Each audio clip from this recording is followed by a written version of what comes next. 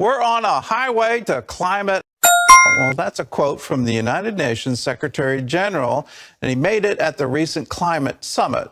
Others in attendance were calling for a repentance from climate sins. Dale Hurd brings us this doomsday report on the conference. The pyramids were lit up to welcome world leaders to the UN Climate Summit in Sharm el-Sheikh, Egypt, in what almost looked like an end-of-the-world trade show sponsored by Coca-Cola and other big corporations. This summit began as many others, with the dire warning that life on Earth will end if climate change isn't stopped. With the dire warning that life on Earth will end if climate change isn't stopped. The clock is ticking. We are in the fight of our lives, and we are losing. We are on a highway to with our foot still on the accelerator. One has to wonder, however, whether this doomsday rhetoric can be trusted. After all, 50 years ago, the UN warned mankind had only 10 years to stop the catastrophe. 40 years ago, the UN said we have until the year 2000 to prevent the equivalent of a nuclear holocaust.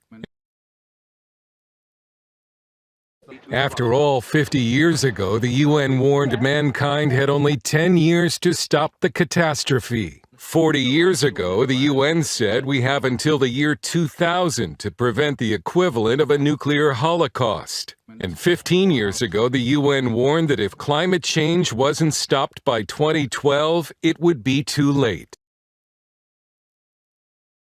And 15 years ago, the UN warned that if climate change wasn't stopped by 2012, it would be too late. The world has not only failed to end, CO2 emissions are 50% higher than they were 20 years ago.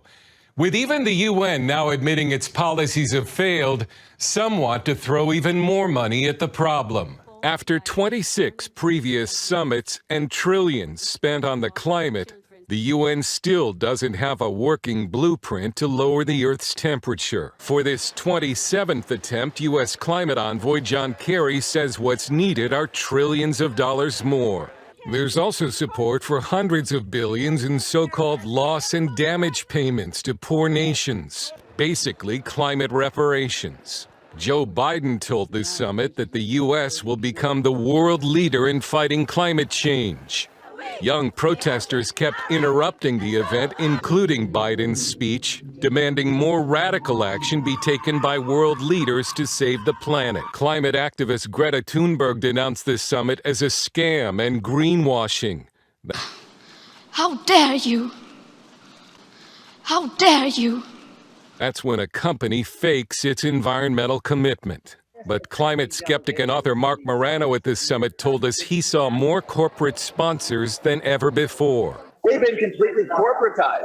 The main partners this year are everyone from Microsoft, Google, to IBM, and all these big corporate conglomerates that come in. Meta is here, the parent company of Facebook. Al Gore was there pushing his new Climate Trace Initiative, a global network that tracks down carbon emitters so they can be fined or shut down. For any nation that requests our assistance, Climate Trace can provide all of the assistance necessary, a complete inventory of all of the emissions from every major point source in its territory every year for free. Tracking every private entity to see how much CO2 with the explicit purpose of helping the United Nations enforce climate treaties. It's not far-fetched to think this climate trace CO2 monitoring will be following humans in monitoring us as well. Not far-fetched at all, given that Google is one of Climate Trace's 6 funding organizations.